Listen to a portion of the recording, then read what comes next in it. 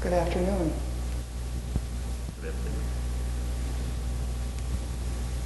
I'd like to ask you that during this talk, if I speak too fastly or if there's something that you don't understand. I know for most of you English is a second language, and believe me, I understand after living in Korea and coming here back and forth, I understand how difficult it is to understand a second language. So please don't be shy and just put your hand up if you want me to repeat something or something isn't clear. Okay? Yeah? All right, thank you. Okay, so the topic for today's Dharma talk, I was asked to give a topic.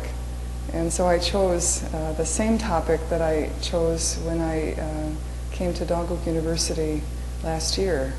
And the topic is practicing Zen or Sun in modern times. And the truth is, you know, when there's a Dharma talk, we can choose a topic, but it's kind of like life.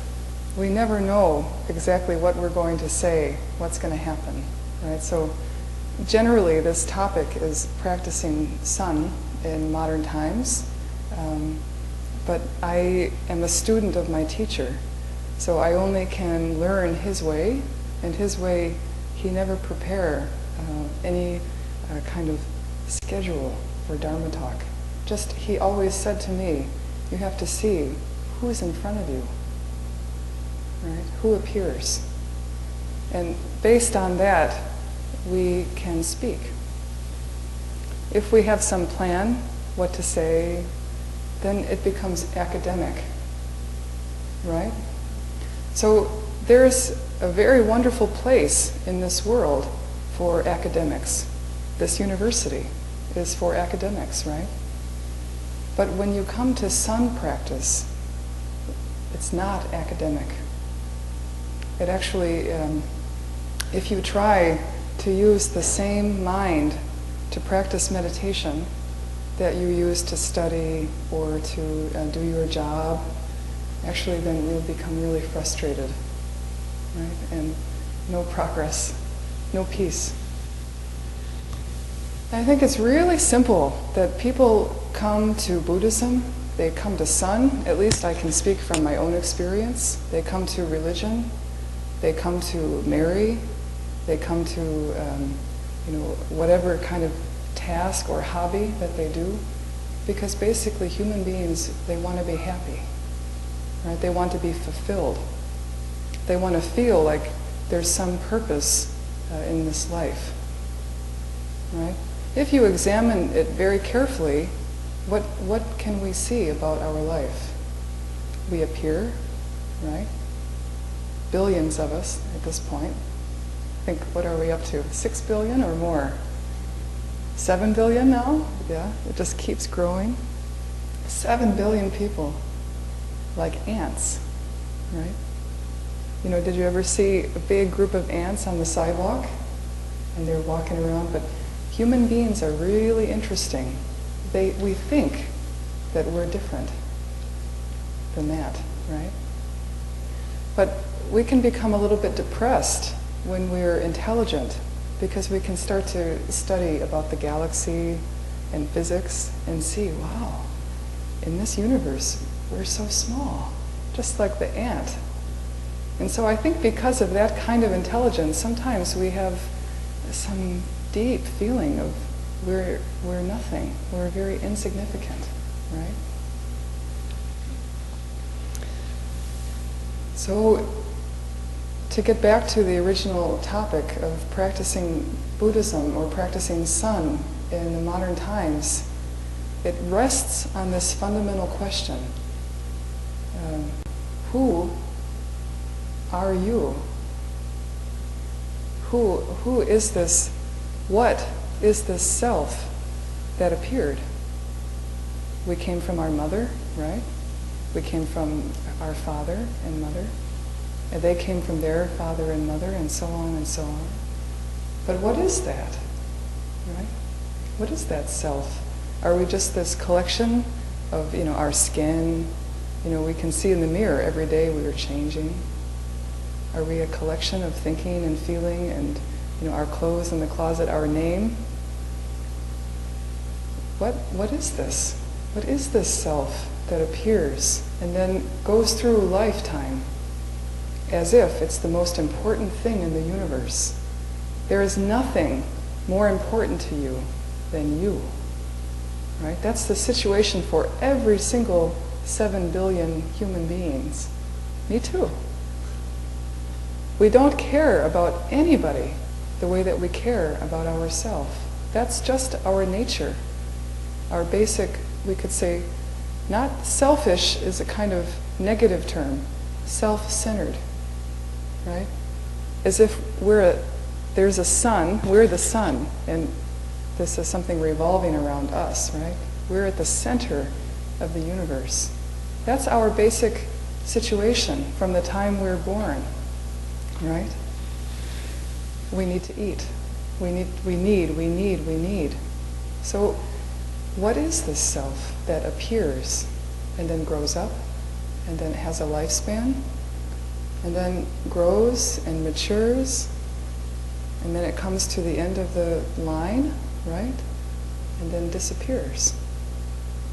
It's really quite interesting situation. But what our teachers tell us is that we're so busy in this life to do many things that we forget about this fundamental situation, that we have our nature, we're going to disappear, and we don't understand why we came here in the first place. So you could say that a Zen monk or sun monk, at least for me and many monks that I've met, my teacher and some other practitioners, we cannot escape this burning question. So we give everything up. We're not special. We don't have any special characteristic different than you. But in my case, I couldn't avoid this question about life and death. It was burning me. And so I met my teacher, and he was really bright. So I said to him, what about this? I can't imagine being happy. No matter what I do, I meet a wonderful man and get married and have kids or do music or, study anthropology. It's very interesting stuff. All of it. Life is quite interesting.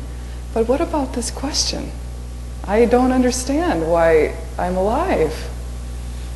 And then I'm also very nervous that, at the end of my life, I can't find the peace. I can't find peace. And then he said, yeah, you think too much. You have to learn how to meditate. You have to really learn how to see clearly your own mind. And then, he gave me some teachings and just very light suggested that I start meditation practice. So I started, but it wasn't enough. You could say that I could not escape, again, this trouble, my troubled mind. And so more and more I was interested in studying meditation as a way of life. So basically Zen monks are monks that can't do anything else, right? We're stuck. My teacher is really, sometimes people ask him, what is a sun monk? What is a Zen monk? He says, oh, just bald-headed idiot. Right? Many times he said that. And then I said, sunim, I don't think so. He said, no. He was a professor. He said, I couldn't do anything, but I can be a monk. I can really examine this question. So, is it noble? I'm not sure. I think so, but I'm actually not sure. Also, it's very noble to live and struggle in the world, right? And these days, because of modern times, in my case, I live at a Zen center where we have to do both. We don't have a Buddhist community to support us and give us money and all of that. We have no one. If we want to practice meditation, we have to earn our own money. So we sell some organic food and do carpentry, and we live in a community. It's very sustainable. It's kind of the old style of some communities. But yeah. So when you come to the question of Buddhist practice, a lot of people have the wrong idea, I think. When I came to Korea, I was really surprised to see many people chanting, beautiful chanting. But when I heard why they were chanting, I was really shocked. They're chanting for their children to get good grades, right? They're chanting for money, happiness, peace with their husband or wife. They're chanting for something. But according to Zen, according to our great masters, that's the wrong idea. We should not ever ask for something for ourselves. That's the basic problem. Why we suffer. It's because all day, every day, from the moment you wake up until the moment you go to sleep, the only thing on your mind is you. That's the problem. It's a really interesting problem. And there's nothing, you could say, there's no sin. It's not like we're evil or there's something really bad about that. But it's kind of like we're stuck with this self that we cannot release, right? If you had a great, some people, they're very happy, right? No problems. They're not ready for Buddhism. They don't need Buddhism. They're happy. But if you're a person who has trouble, then you need to examine your own mind. Why am I so stuck on myself? Who is this self? Do you trust that self that leads you around into all of these difficulties? Sometimes good, sometimes bad. So, what did the Buddha teach? What did the great Zen masters teach? What they teach is that inside of us, I don't know if you can locate it, it's not like a location inside of you, but within our consciousness, we have the, you could say, it's called the Buddha nature or awakened nature. That means that our fundamental nature is truth, right? Or Buddha, awakening, bright, really bright, definitely not selfish, not worried, not anxious, not sad, just clear and alive and full, right? Like the sun, just completely without any kind of anxiety or question, but totally, you could say, or totally what? I don't know. Totally awakened. So again, these great teachers always are pointing that this trouble that we have in our life is because we haven't really learned how to access this nature, this awakened nature. So it's a problem, it's a question of access. So your small mind, your self-mind, self-centered mind, I am self, runs your world, right? But if you are a mother or father, do you let your child decide what to do with the finances? If you did that, they would buy a truckload of ice cream, right? They'd be really happy too. Look at this, we've got a truckload of ice cream, it's great. But is it appropriate? No, right? If we put a child in charge or a selfish person in charge, we have to expect that the result is going to be kind of a mess, a little bit good, a little bit bad. But it's really the same with our own mind. So your Buddha mind, your Buddha nature, cannot be accurately described with words. But the Buddha and great teachers have used words like wisdom, compassion, full of wisdom, full of compassion, bright, clear, awakened, enlightened. This is you. This is your potential. And through accessing that potential, then it doesn't matter when you're living, if it's modern times, ancient times, in Korea, in America. Time and space does not matter when it comes to practicing sun. We don't need even Korean Buddhism. We don't need Buddhism. Those things are just like a boat. But if they're useful, great. But when they're not, we don't need that. What do we need? Honesty. If you really want to practice sun and find a way to make your way through these modern times, which are really difficult, very complicated. I spent the last 5 days trying to figure out how to get my phone to work after coming out of a retreat. And I thought, wow, how frustrating. I just finished a 3-month retreat, come back to Seoul, and then pokchapeo. Everything is pokchapeo, and people are rushing by me, and it's like, wow, what are human beings doing in this city? They're just running, and they don't look happy. So I'm really heartbroken for not just Koreans, but humans. They don't know what they're doing. They're just running. Where are they going? Where are you going when you're running like that? So if you want to find the path through that, then you have to basically take responsibility for yourself. Full responsibility. You cannot blame others for your problems. You are responsible for everything that happens to you. And that's a really big job. Just to be a clear, honest human being is a really big job. It takes lifetimes. Maybe some of you don't believe in reincarnation, but at least a lifetime, right? So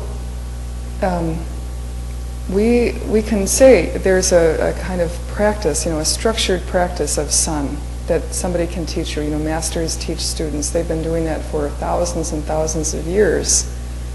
But to put it in simple language, practicing Zen is learning my opinion, practicing sincerity, starting with yourself.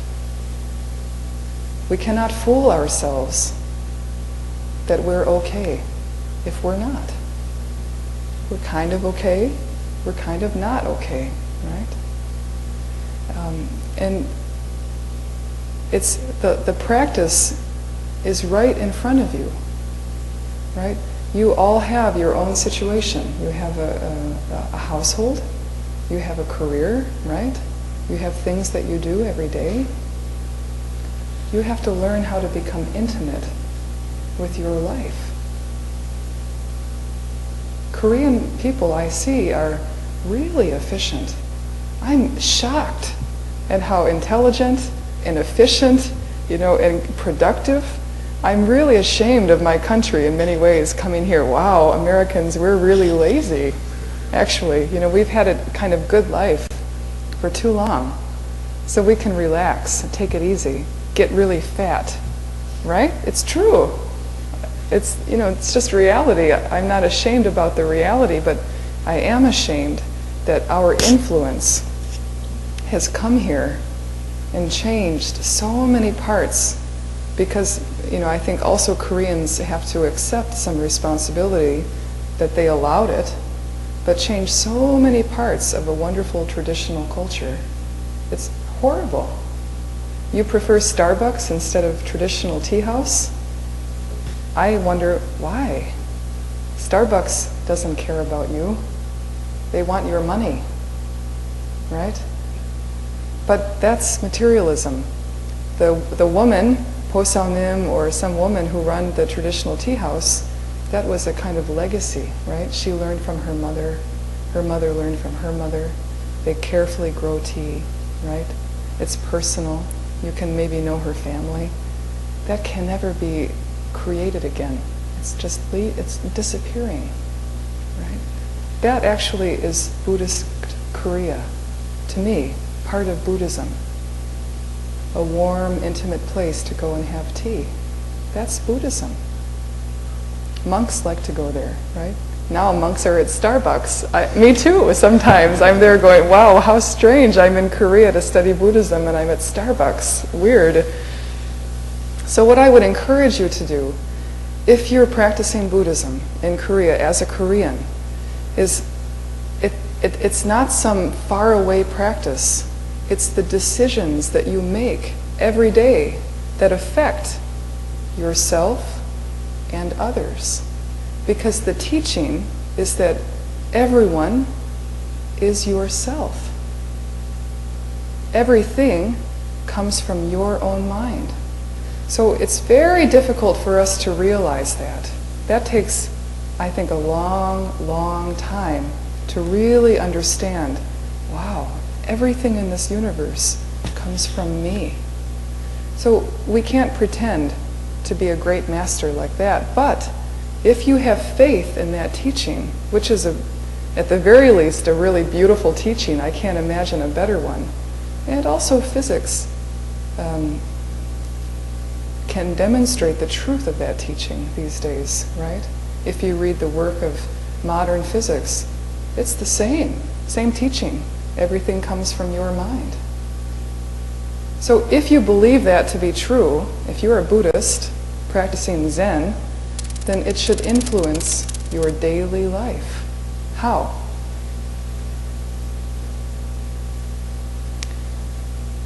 Where do you spend your money? Spend it by thinking about who is going to grow from this energy that I give. Am I going to give my money to Starbucks? Or am I going to give my money to a local farmer who grows tea, right? Even though it takes more effort, maybe to make your own tea or something, we are really afraid of inconvenience. We want things quick, we want things cheap, right? But unfortunately, that is not in line with the teaching of Buddhism. They're opposite. Quick and cheap is not Buddhism. That's, you could say, global culture these days. Quick and cheap. Yeah. So you should examine very carefully what kind of, for example, what kind of toothpaste do you use? Is it full of chemicals? Do you care? Is it quick and cheap? Or is it something that won't harm the planet, that won't harm your body, that won't harm your children's body? How about the food that you eat, right? This is Zen. This is not, ecology or the hippie movement. This is our practice as Buddhists, to examine very carefully how we live in this world, how you speak to each other. Do you speak with, give me, give me, give me, give me? I need, listen to me, I have something to say and I have somewhere to be in 5 minutes? No, we can't do that. You have to respect and see clearly who you're speaking to. And if you could say, my teacher, he said to me many times, fake it until you make it. Do you know what that means? You have to understand the teachings and act that way, even if you don't really feel that way. So the teachings say, respect others, care for others. How can we if we're selfish? We have no room to care for somebody. Act like it. Pretend. Become really good at pretending to care, right? And then when you have that experience, it feels something changes inside. I know it's hard sometimes to remember back that it feels like it was hundreds of years ago sometimes, but about 15 years ago. Actually, I met my teacher when I was 17, and then I went to university and spent time away. and didn't really practice while I was away at school. But I remember just as a young person feeling so kind of lost.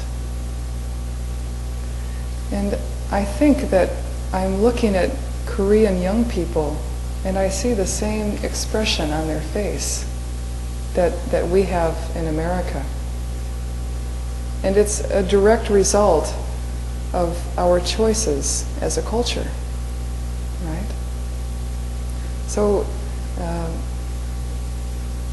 we need to, really, the truth is we need to find teachers. We need to look for them. And then if you really, seriously, sincerely, and with honesty want to find the way to practice Buddhism in modern times, you can find someone to guide you. Or you can, if that person it doesn't exist, then you can find the guidance within your own heart. But the truth is, Buddhism puts all of the responsibility on you. There is nothing else to expect, to have an expectation from. No one else to have an expectation from. So, do you really want to practice sun and discover who you are? Then you can.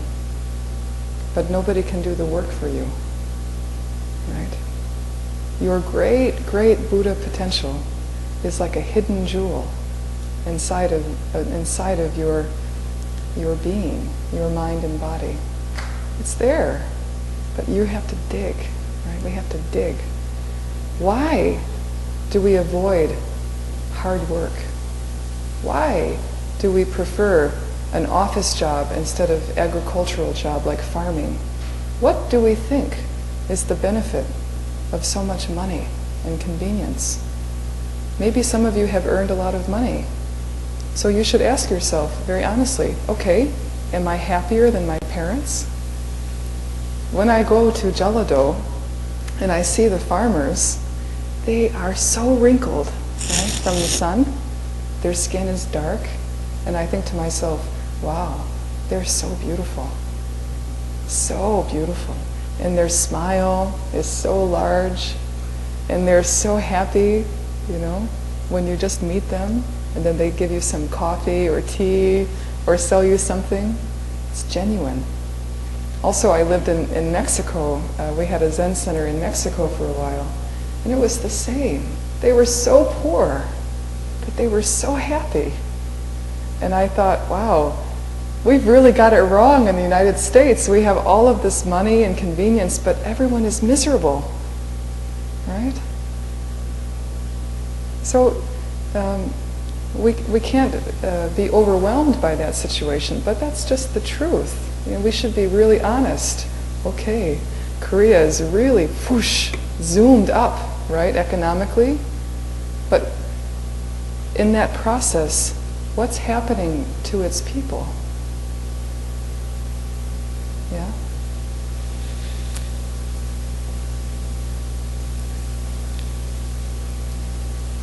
And I'm not a Korean, so I cannot make judgment about that.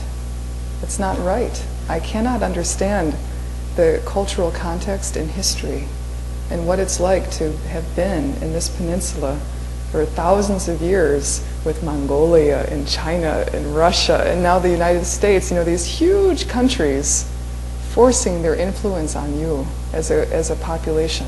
That's really, really interesting and difficult situation. So I cannot understand what that creates, right? And I'm really proud, actually, of Korea. Wow, look how amazing they are in the face of that kind of difficulty. They just shine, right? We can do it. We can do it. And you did it. I mean, my city, Detroit, we had riots in the 1960s, racial riots between black people and white people. The city burned down. It was a really beautiful city, but it just burned to the ground because of the fighting. Okay. 52 years later or 50 years later, it still looks like a war. Why? Well, because Americans couldn't figure out how to make that profitable, right?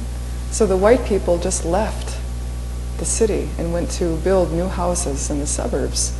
And they gave the city to the black people. But the black people don't have any money and no education. So it just, even today, looks like some wild third world country. That's where my teacher made a Zen center, because he was a teacher in Detroit during the riots. He saw what happened to the black people and the white people. So after many, many years, he decided, okay, I'm going to come back to my hometown and make a Zen center right here in the middle of hell. I asked him many times, why are we in Detroit? It's a horrible place in many ways. Okay, it has some interesting parts, but it's poor, it's dangerous, right? It has poverty everywhere, a lot of homeless people. And then, my ego, why we can't be somewhere like, LA, New York, somewhere beautiful. And then he said, that's right. That's what people do. They go where it's beautiful. And they leave the suffering people to suffer alone. No, we make a Zen center right here. So, okay, that's great. So I really support that. But, compared to Korea, you also had a war, right, in the 1950s. Is there any trace of that? Look at this country. I look at the pictures. Really, it was just 50 years ago or 60 years ago? Wow, they really overcame so much in such a short period of time because of your connection to each other, right? Your deep sense of connection to each other, your love for each other, your love for your country. But what I'm worried about is that came, I think, in many ways from the power of Buddhism and spiritual tradition. Taoism, Confucianism, Buddhism, shamanism, all of it, you had a spiritual country, right? And just be really careful, because now, as you're entering the kind of new situation, those spiritual traditions are beginning to disappear.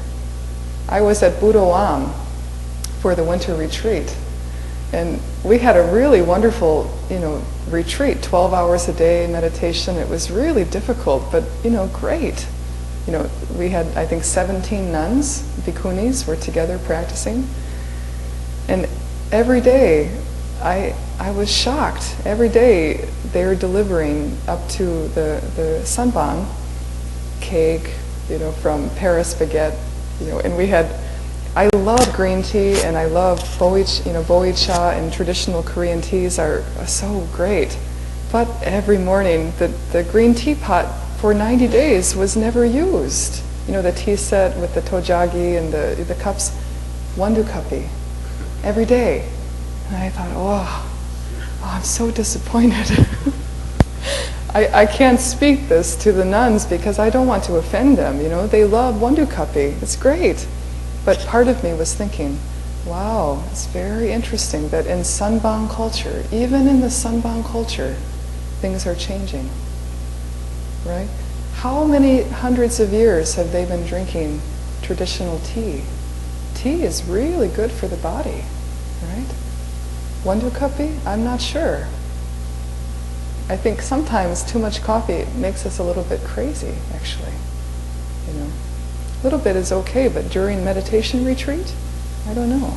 In the United States, some places they ban coffee. It's kind of like a drug, right? Coffee and cigarettes and alcohol. It's a kind of some similarities.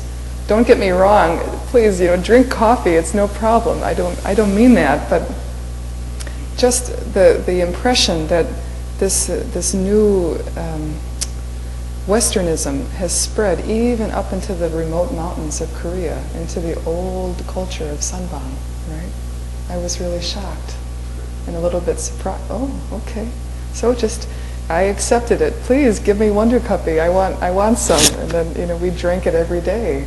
But inside I was a little bit sad. And oh, okay. And then also cooked cheesecake and pizza, and wow, I was really surprised. really surprised. Yeah, and we don't have to care if we're studying, taking up this kind of study. It doesn't matter, again, what condition you're living in, whether you're rich or you're poor or you're single or married, man or woman. None of that matters. You came here today to listen to me. I'm not sure why, because I don't really have anything worthwhile for you to listen to. You know, I'm a young monk. You know, in America they say to me, how long have you been studying meditation? And then, well, about 15 years. Wow! You know? But the truth is, that's nothing, right? In Korea, you don't even respect a monk unless they've been practicing for, 20 years, 30 years, 40 years, right? We're just learning. I'm a baby. And I'm really fortunate because my teacher guided me from the time I was really young, you know, so really I'm fortunate. And I cannot directly understand what it means to be in a marriage, you know, to have to face, you know, I had some jobs before I became a monk and I went to university, but the truth is I don't know what it means to live in the world anymore. It's been a long time. I've lived in our Zen center, and we're quite engaged. We have a lot of things that we do with the community. But I do believe that it doesn't matter whether you become a monk or a nun, or if you decide to take up this practice as a layperson. What matters is your sincerity.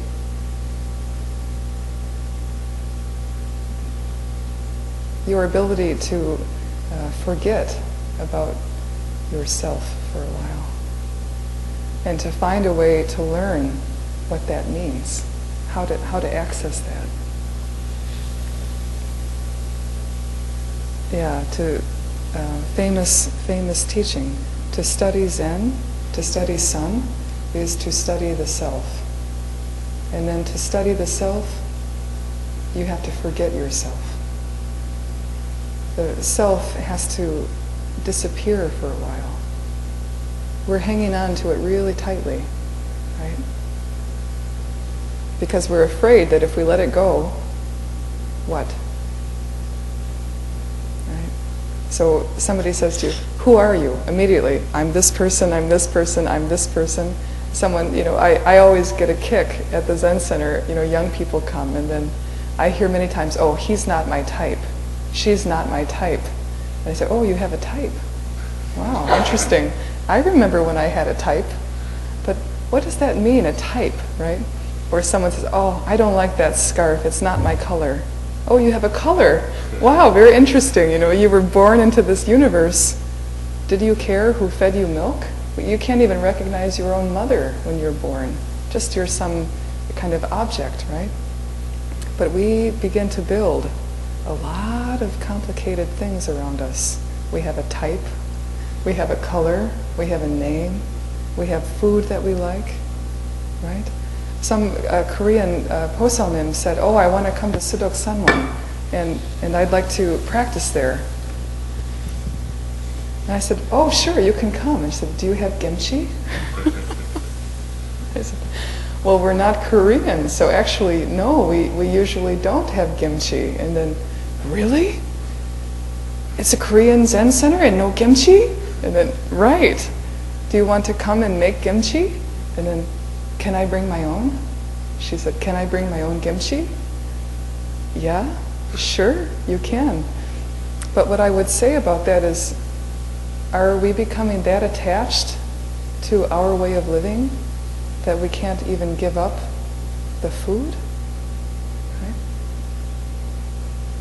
So those are the kinds of questions that you have to take a look at. It doesn't mean you shouldn't eat kimchi, but it means that if you think that you cannot live without kimchi, then that's just not true, right? That's just not reality. You can live without anything. You don't need anything. If you have nothing, you just pass away. but you have to become comfortable. That's what we have to kind of work toward, that direction, that we can do anything. Sure, I can give up kimchi. If that's what's necessary to practice Buddhism, I'll give it up. Right? That kind of determination is really important. Yeah. Again, it's a kind of sincere mind. The Buddha, he gave up everything. Right? He had a wife, beautiful wife. I mean, it's a story, but that's how the story goes, that he had a beautiful wife, a palace, he was going to become a very important person in the Shakya clan. And then, no, he abandoned all of it and just went off into the woods to try to find out about this same Buddha nature. Yeah. I really would like to apologize to you because I think that it's really important for Koreans. They want to study English, and it's true, it's great, and also they want to study Buddhism. So I was invited here to give a lecture in Buddhism, or in English on Buddhism. But I think you have some really great masters in this country. So I'm so ashamed. I come here and you have to listen to me, At the very least, I wish that you could hear this lecture from my teacher. He's a really special monk, at least to me. And the only thing that I feel like I can do for you, since I don't have great wisdom, is I can encourage you. Right? Just if you have some interest in this practice, really sincere interest, take it up. Don't hesitate. Find a teacher. Don't waste your time. And then try to examine your life in a very practical way. Am I a genuine person? Or am I full of agenda? Some secret agenda, you could say. I want to be the most beautiful. I want to be, really clever. Whatever it is. And then you don't have to punish yourself for those things, but just see yourself very clearly. Yeah, look at me. Look at me today putting on my makeup. I really want to be beautiful. Wow, interesting. I'm putting makeup on this skin, right? It's very, you could say, requires you to look deeply at the reality. Nothing wrong with makeup. Nothing wrong with beauty. But the problem is if you are fooled by that, if you think that that has anything to do with your happiness, with who you are, right? With your value as a human being, has nothing to do with what other people think. Whether you're beautiful or ugly, who cares? Right? It's just a kind of, you could say, it's a very crude expression, but this is kind of walking corpse. Right? We have to face that truth. Like if a cat walked in this room with makeup on, we would laugh. Right? But when a beautiful woman walks in with makeup, wow, look at that. That's just a human mind. It's a kind of trick. Right? This is just, you could say this life, it is a dream. Not because it's not real. It's only real, you could say, the reality is only in the one moment at a time. Yesterday is complete dream, totally gone. Also this situation. So when you're putting makeup on, when you're walking through your life, you should be very aware. Yeah, really interesting. Look at me. I'm putting makeup on this body. And then, people respond to me in a very different way if I have makeup or if I don't. You have to, you could say, not take yourself so seriously and see that you're kind of like an actor in this world. You're playing a role. But don't be confused that that role is real. It is not. It's just temporary. It's going to disappear very quickly. At the end of your life, just gone. So that can be a source of power for you to be genuine. Yeah? And then you can be free. I think more free to do those things, you could say, with a lighter heart. Yeah, some kind of lightness about it.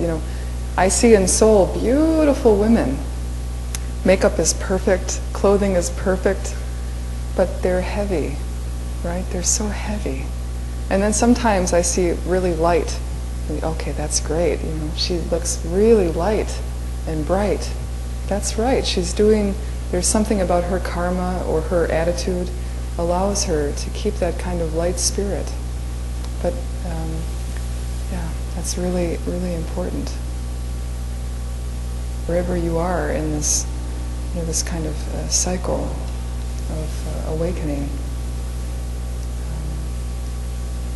I really wish for you that when you get to the point where things are very difficult, or you're ready for some deeper study, that you can very easily find your way.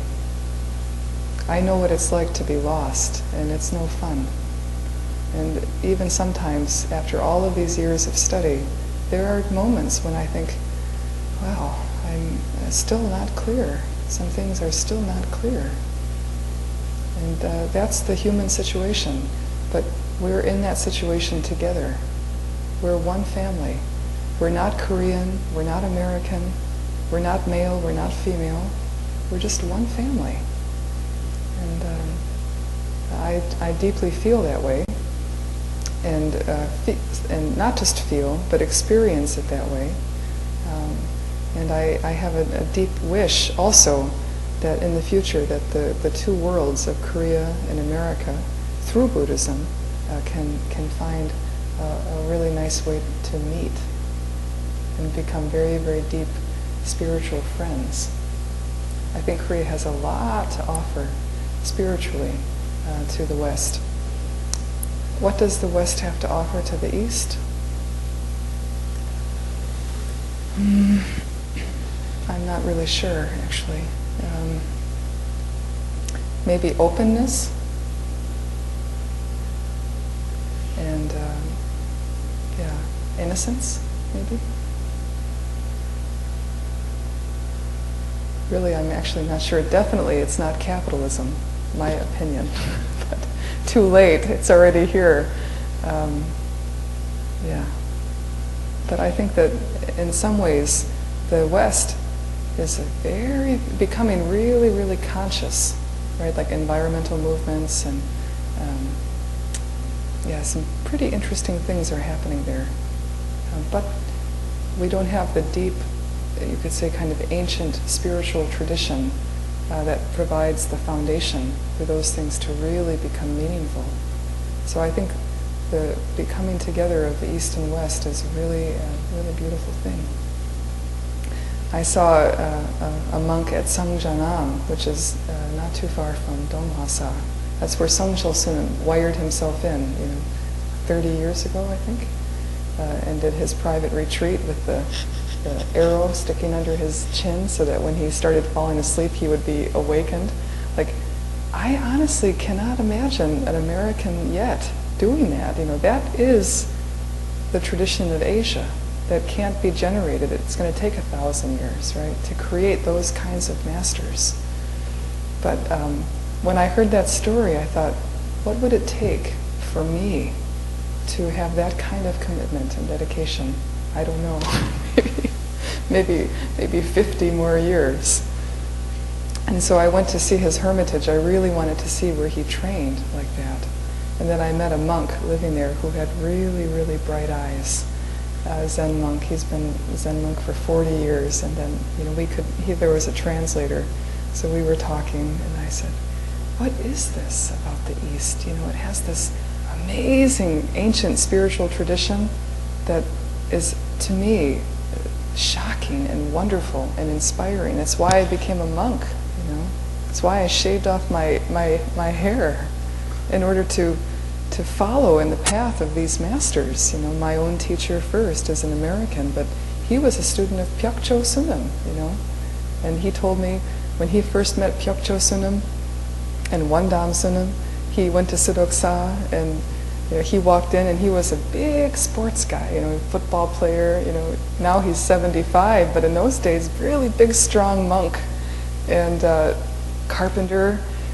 So he came into Sudoksa and met Pyokcho Sunim, who was sitting down on the floor with a small table in front of him.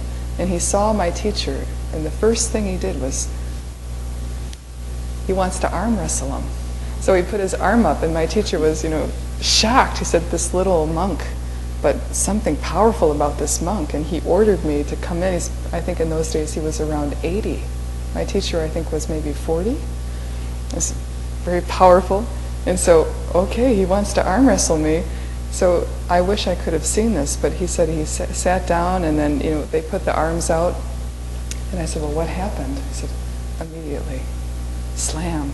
Pyokcho just slammed me to the ground, And then he wanted to continue, and my teacher said, no, if he does it again, he's going to break my arm. This monk was so powerful.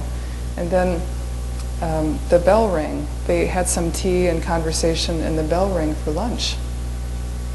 And Sudoksa has a very large dirt courtyard, and the monks' building is here, and the food building is here. So my teacher looked and saw that Pyokcho had a little trouble getting up. And so he offered him his hand, and then, no. And then it turned out that Pyokcho had been paralyzed. He couldn't use his legs. So what did he do? Did he call his attendant, or did he use a wheelchair? No. He dragged himself across the courtyard on his hands with his legs behind him. Now, as a Korean, you might think these days that if we see that that's a little embarrassing, but the truth is that my teacher never forgot that. That's a really powerful motivator for us as Westerners to say, that's right. That's what the East can teach us, is you do whatever it takes. When you don't have money, or you don't have this, or you don't have that, you do whatever it takes. Right? Americans, way too comfortable. They would never do that. They would never humiliate themselves that way. But Pyokcho Sunim did not humiliate himself. He demonstrated his great power. So one time at Sudoksan, when we had a student, she broke her ankle. And she was complaining to my teacher, oh, my ankle, I can't sit in meditation, I can't walk properly. And then she had crutches. And then my teacher said, just sit there with your feet straight in front of you. So what? You can't look right.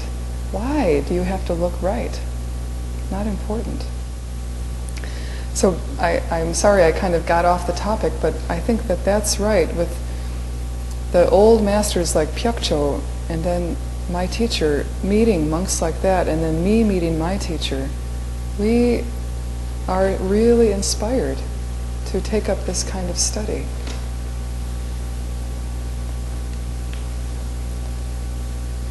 Yeah. And then in return for that, we have a kind of debt to pay to, at least in my case, to Korea.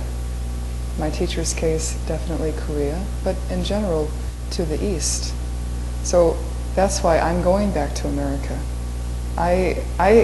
This is not my home, and I can only accept so much from this country. Going to sanbangs, and it's quite wonderful coming to a place like this and being very kindly treated. But my work is in America. Yeah. So that's where we have to grow in order to pay back the work that you did to create this wonderful, wonderful vehicle of Buddhism and Zen. All of you and your ancestors made that. You created the Samchol Sunims and the Pyokcho Sunims.